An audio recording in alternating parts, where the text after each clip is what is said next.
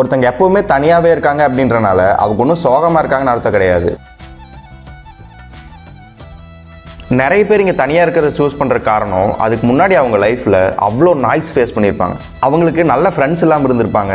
அவங்க விருப்பமே இல்லாமல் நிறைய கான்வர்சேஷனில் சும்மா பேசணுமே அப்படின்றக்காகவே இன்வால்வ் ஆகிருப்பாங்க. இது வரைக்கும் அவங்க லைஃப்பில் மீட் பண்ண எல்லாருமே வெறும் டெம்பரவரி பீப்புளாக இருந்திருப்பாங்க. ஸோ ஒரு நாள் நம்ம மற்றவங்க கூட இருக்கிறத விட நம்ம கூட இருக்கிறதே பெட்டர் அப்படின்னு ஃபீல் பண்ணி என்ஜாய் யுவர் ஓன் கம்பெனின்னு தனியாக இருக்க ஸ்டார்ட் பண்ணியிருப்பாங்க. தனியாகவே சாப்பிட போவாங்க, எங்கேயாவது வெளியே போகணுன்னா கூட தனியாக போவாங்க. யார்கிட்டையும் ஒப்பீனியன் கேட்காம அவங்களுடைய லைஃப் டெசிஷன்ஸை அவங்களே மேக் பண்ணுவாங்க.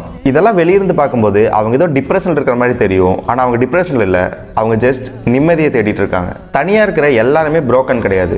சில பேர் அவங்களே ஹீல் பண்ணிட்டு இருப்பாங்க. நீங்களும் உங்களை ஹீல் பண்ணிட்டு இருக்கீங்க அப்படின்னா கீழே கமெண்ட்ஸில் சொல்லுங்க. இந்த வீடியோ பிடிச்சிருந்தா லைக் பண்ணுங்க. இன்னும் இந்த மாதிரி நிறைய வேல்யூபிளான கண்டென்ட் பார்க்கறதுக்கு என்னோட யூடியூப் சேனல் சப்ஸ்கிரைப் பண்ணுங்க, இன்ஸ்டாகிராம் பேஜ் ஃபாலோ பண்ணுங்க. நான் உங்களை இன்னொரு புது வீடியோவில் வந்து பார்க்குறேன். until then signing off. நான் உங்கள் ஜிவி. பை.